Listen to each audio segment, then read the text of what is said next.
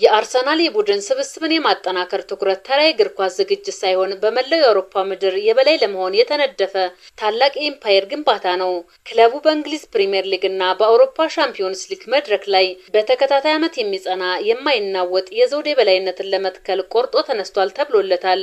ይህ ለስብስብ ጥልቀት የሰጡት ልዩ ትኩረት ተቀናቃኞቻቸውን በሜዳ ውስጥ መፈናፈኛ የሚያጣ አዲስ የእግር ኳስ ማዕበል እየቀረጹ መሆናቸውን ያሳያል። አርሰናል ዘንድሮ ወደ ገበያ የገባው ክፍተቶችን ለመሙላት ሳይሆን እያንዳንዱን የመጫወቻ መስመር በዓለም እጅግ ጨካኝ ፈጣንና መብረቃዊ ብቃት ባላቸው ኮከቦች ለመገንባት ነው። የአርቴታ ፍላጎት ዋንጫ ማንሳት ብቻ አይደለም። ይልቁንም አርሰናል በአውሮፓ ሰማይ ስር ብቸኛ የኳስ ንጉስ፣ የማይፈርስ የድል ተቋምና መጪውን ዘመን በወርቅ ቀለም የሚጽፍ የማይሸነፍ ታላቅ ኃይል ማድረግ ነው። ሚካኤል አርቴታ በግራ ክንፍ በአማካይና በግራ ተከላካይ መስመር እጅግ አስተማማኝ የሆኑ ኮከብ ተጫዋቾችን ማስፈረም የማይቀር ዝውውር መሆኑን አስምረው ተናግረዋል። ይህ የአርቴታ ቆራጥ ውሳኔ የአርሰናልን የነገ ጉዞ ሙሉ በሙሉ የሚቀይር በውስጡም ትልቅ የስነ ልቦናና የታክቲክ መልእክት ያዘለ ነው። ቡድኑን ከተፎካካሪነት ወደ ፍጹም ገዥነት የማሸጋገር ፍላጎት ተደርጎ ሊወሰድ ይችላል። ይህ ሲሆን ከአሁን በኋላ በችሎታ ማነስ ወይም በተጫዋቾች መጎዳት ምክንያት ዋንጫዎችን አያጣም። አርቴታ እነዚህን ሶስት ወሳኝ ቦታዎች በአስተማማኝ ተጫዋቾች ሲዘጋ ቡድኑ በጨዋታ መሃል እንደ ውሃ ቅርጹን እንዲቀይር ያስችለዋል። የግራ ተከላካዩ ወደ አማካይ እየገባ ጨዋታውን እንዲቆጣጠር፣ አማካዩ መሃል ሜዳውን በጉልበትና በጥበብ እንዲረግጥ፣ የግራ ክንፍ ደግሞ የተከላካዮቹን ቅስማቸውን የሚሰብር ፍጥነትና ክህሎት እንዲያሳይ ይፈልጋል። ይህ ፍላጎት አርቴታ የአውሮፓን እግር ኳስ በበላይነት ለመምራት የነደፈው ፍጹም የታክቲክ ጥበብ ማሳያ ነው። ይህ ዝውውር ለደጋፊዎች የተስፋ ብርሃን ሲሆን ለሊጉ ተቀናቃዮች ግን ከተማዋን ልንቆጣጠር እየመጣን ነው የሚል የማስጠንቀቂያ ደወል ነው። አርቴታ ቦርዱን በማሳመን ኮከብ ተጫዋቾቹን ለማስፈረም መነሳሳቱ ክለቡ ለትልቅ ስኬት ያለውን የገንዘብና የፍላጎት ዝግጁነት ያሳያል። የአርቴታ ፍላጎት ማሳመሪያ ማስተካከያ ማድረግ አይደለም። ይልቁንም አርሰናል በየሳምንቱ ድል ብቻ የሚራብ በፍጹም የማይበገርና የአውሮፓ እግር ኳስን ንጉስ የሚያደርግ አዲስ የበላይነት ዘመን የመፍጠር ታላቅ ህልም ነው። አርሰናል የተለያዩ ተጫዋቾችን እየተመለከተ ሲሆን የአስቶን ቪላው ሞርጋን ሮጀርስ በሚካኤል አርቴታ በጥብቅ የሚፈለግ ሆኗል። ሞርጋን ሮጀርስ በአሁኑ ሰዓት በፕሪሚየር ሊጉ መድረክ ላይ እንደ እሳተ ገሞራ እየፈነዳ ያለ የተከላካዮቹን ቅስም የሚሰብር ልዩ ታክቲክ መሳሪያ ነው። ይህ ተጫዋች ሜዳ ውስጥ ሲገባ ተራ እግር ኳስ ተጫዋች ሳይሆን ጥበብና ጉልበትን አጣምሮ የያዘ ድንቅ የጥበብ ሰው ይመስላል። ሮጀርስ በኳስ ቁጥጥሩና ተከላካዮችን እየቀደደ መስመር ሰብሮ በመግባት ብቃቱ አቻ የሌለው ኮከብ ነው። ረጅምና ጠንካራ የአካል ብቃት ስላለው ተከላካዮች በጉልበት ሊገፉ ሲሞክሩ እንደ አለት ይጸናባቸዋል። በዚያው ልክ ደግሞ በመጀመሪያዎቹ ጥቂት ሜትሮች ላይ ያለው የፍጥነት መለዋወጥ ተቃራኒ ተከላካዮችን ግራ የሚያጋባ ነው። በትንሽና በጠባብ ቦታዎች ውስጥ ኳስን ሳይፈራ ተጭኖ የማለፍና የግብ ዕድሎችን የመፍጠር ልዩ ክህሎት አለው። ሞርጋን ሮጀርስ የኤሜሬትስን ሳር ቢረግጥ የሚካኤል አርቴታን የታክቲክ ሰሌዳ ሙሉ በሙሉ የሚያበራና ለቡድኑ አዲስ ሕይወት የሚዘራ ድንቅ ፈጠራ ይሆናል። በአርሰናል ቤት የሚኖረው ሚና ቀጣዩን ወርቃማ ምዕራፍ የሚጽፍ ነው። ሮጀርስ በአርሰናል ቤት በአጥቂ አማካይ ስፍራ ላይ ሲሰለፍ የማርቲን ኦዲጋርድን ሸክም የሚያቀልል የፈጠራ ንጉስ ይሆናል። ኦዲጋርድ በጥበብና በፓስ ሲጀምር፣ ሮጀርስ ደግሞ ተከላካዮችን በአካል ብቃት እያፈረሰና መስመር እየሰበረ ወደፊት በመገስገስ ለቡድኑ አስፈሪ መነቃቃትን ይፈጥራል። ይህ ተጫዋች ከአንድ ቦታ ላይ ብቻ ተቸንክሮ የሚጫወት አይደለም። ከግራ ክንፍ ተነስቶ ወደ መሃል እየገባ የሚፈጥረው የጥቃት ማዕበልም ለቡድኑ አጥቂዎች የሚጣሉትን ኳሶች እጅግ ማራኪ ያደርጋቸዋል። በአርሰናል የማጥቃት መስመር ላይ እንደ ካሜሊዮን ቅርጹንና ቦታውን እየቀያየረ የባላንጋራን የተከላካይ ክፍል የሚበታተን የታክቲክ የበላይነት ይሰጣል። በጥቅሉ ሮጀርስ ለአርሰናል የጎደለውን ጨካኝ ጉልበትና የማይገፋ የፊት ጉዞ በአንድ ላይ አጣምሮ የሚሰጥ ኮከብ ነው። እሱ በአርሰናል ቤት የደጋፊዎች የልብ ትርታ፣ የተቃራኒ ቡድኖች ራስ ምታትና አርሰናልን ወደ ፍጹም የዋንጫ አሸናፊነት የሚያሸጋግር የኤሜሬትስ አዲሱ የብርሃን ጨረር ይሆናል። ከዚህ በተጨማሪ አርሰናል የቦርንማውዙን ጁኒየር ክሩፕ ለማስፈረም ጥረት ላይ መሆኑ ይነገራል። ክሩፕ በአውሮፓ እግር ኳስ ሰማይ ስር በፍጥነቱና በማይገታ የማጥቃት ብቃቱ ደምቆ እየወጣ ያለ ተከላካዮችን በእንቅስቃሴው ብቻ የሚያደናግር የፈረንሳይ እግር ኳስ አዲሱ እንቁ ነው። ይህ ወጣት ኮከብ ሜዳ ውስጥ ሲገባ ተራ አጥቂ ሳይሆን የባላንጋራን የተከላካይ ክፍል ለመበታተን የተላከ ቅልጥፍናና ክህሎት የተሞላበት ታክቲካዊ አውሎ ነፋስ ይመስላል።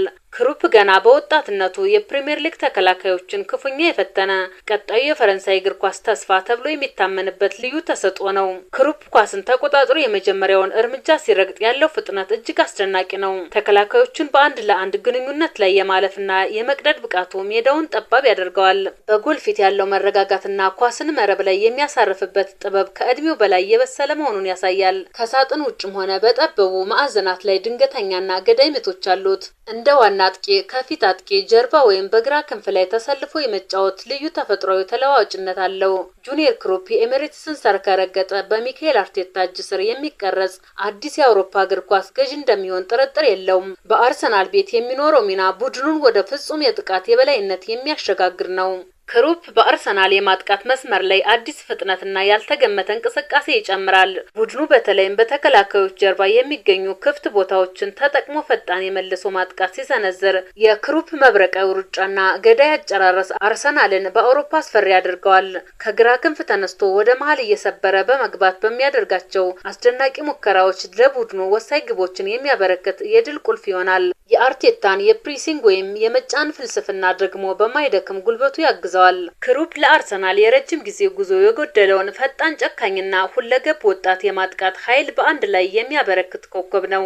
እሱ በኤሚሬትስ ስታዲየም የደጋፊዎችን ልብ በአድናቆት የሚያስጨበጭብ የአርሰናልን የወደፊት የዋንጫ ጉዞ በደመቀ ወርቅ የሚጽፍ አዲሱ የለንደን የብርሃን ንጉስ ይሆናል።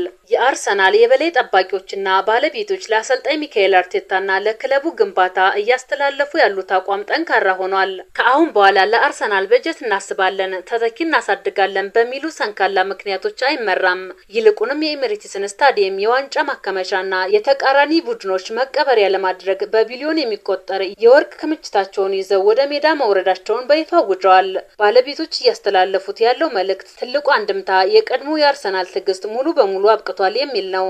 ላለፉት ዓመታት ክለቡን በትዕግስትና በጥበብ ሲገነቡ የቆዩት ባለቤቶች አሁን ግን የአውሮፓ እግር ኳስን ዘውድ ለመድፋት ፍጹም ጨካኝና የማይገታ የአሸናፊነት ስነ ልቦና ይዘው ብቅ ብለዋል። ያስተላለፏቸው መልእክቶች እንደሚያሳዩት አርሰናል በዓለም ላይ ያሉ እጅግ አንጸባራቂና ተከላካዮችን የሚያንቀጠቅጡ ኮከብ ተጫዋቾችን ለመቅጠር የገንዘብ ካዝናቸውን እስከ መጨረሻው ጥግ ድረስ ከፍተውታል። ይህ ታላቅ ቁርጠኝነት በአርሰናል ቤት ሊፈጠር የሚችለው ታክቲካዊና ስነ ልቦናዊ ተጽዕኖ ወደር የለውም። አርቴታ የፈለገውን ተጫዋች በፈለገው ዋጋ በፈለገበት ቅጽበት እንዲያገኝ የተሰጠው አረንጓዴ መብራት ቡድኑን ወደ ፍጹም የብረት ምሽግነት ይቀይረዋል። በግራ ክንፍ በአማካይና በተከላካይ መስመር ላይ የሚደረጉ እነዚህ ሜጋ ዝውውሮች አርሰናልን በየሳምንቱ ተጋጣሚዎችን እንደ ጎርፍ የሚያጥለቀልቅ ሜዳ ውስጥ የቅዠት ያህል የሚፈራ አስፈሪ ማሽን ያደርጉታል። ባለቤቶቹ የፈጠሩት ይህ የፋይናንስና የሞራል ጋሻ ተጫዋቹ ሜዳ ውስጥ ሲገባ እንደ ጦረኛ እንዲዋጉና ለድል ብቻ እንዲራቡ ያደርጋቸዋል። ባጭሩ የባለቤቶች መልእክት አርሰናልን ማጠናከር ብቻ አይደለም፣ ይልቁንም ክለቡን ወደማይደፈር ወደማይሸነፍና ለዘመናት የአውሮፓን እግር ኳስ በበላይነት ወደሚመራ ታላቅ የቅኝ ግዛት ኃይል የመቀየር ህልም ነው። ይህ የክሮንኪዎች ቆራጥ አቋም የለንደንን ሰማይ በደመቀ ወርቅ የሚቀባ መላውን የፕሪሚየር ሊግ ተፎካካሪዎችን በድንጋጤ የሚያናውጥና አርሰናልን የዓለም እግር ኳስ ብቸኛ ንጉስ የሚያደርግ አዲስ የወርቅ ዘመን መባሻ ነው። የአርሰናል የስፖርቲንግ ዳይሬክተሩ አንድሬ ቤርታ ደግሞ የአውሮፓ እግር ኳስ የዝውውር ገበያን በረቀቀ ጥበባቸውና በስልታዊ እይታቸው ከጀርባ ሆነው የሚዘውሩ እውነተኛ ዝውውር ተምሳሌት የሆኑ ባለሙያ ናቸው። በአትሌቲኮ ማድሪድ ቤት በነበራቸው ታላቅ ቆይታ የዓለምን ክለቦች ያስቀኑ፣ ስማቸው ብዙ ያልተሰማ ግን ድንቅ ተሰጥኦ ያላቸውን ወጣቶች ወደ ታላላቅ ኮከብነት በመቀየርና ውድ ተጫዋቾችን በጥሩ ዋጋ በማስፈረም ያላቸው ልምድ ወደር የለውም። ክለቦችን ከሽንፈት አዙሪት አውጥቶ የዋንጫ አሸናፊ ወደ ማድረግ ጥበብ ሲመጡ ቤርታ ቀዳሚው መሐንዲስ ናቸው። በዘንድሮው የውድድር ዘመን በአርሰናል ቤት ሊከተሉት የሚችሉት አካሄድ ደግሞ መላውን የፕሪሚየር ሊግ ተቀናቃኞች የሚያስደነግጥና የታክቲክ የበላይነትን የሚያረጋግጥ ነው። ቤርታ በዚህ ዓመት የገንዘብ አቅምን ካለፈው የክለቡ ስልታዊ ፍላጎት ጋር በማጣመር በአውሮፓ መድረክ ላይ ተጽዕኖ መፍጠር የሚችሉ ዝምተኛ ገዳይ የሆኑ ኮከቦችን ወደ ኤሚሬትስ ያመጣሉ ተብሎ ይጠበቃል። አካሄዳቸው ዝም ብሎ ስም ማስተዳደር ሳይሆን ለሚካኤል አርቴታ ፍልስፍና ፍጹም ተስማሚ የሆኑ የቡድኑን ስብስብ እንደ ብረት የሚያጠነክሩና የባላንጋራን የተከላካይ ክፍል የሚሰባብሩት ተጫዋቾችን በጥልቅ ጥናት ማደን ነው። ይህ የቤርታ ድንቅ የዝውውር ጥበብ አርሰናልን የገበያው የበላይ የሚያደርገውና ወደ አዲስ ስኬት የሚያስወነጭፈው ዋነኛ ታክቲካዊ ሞተር ይሆናል።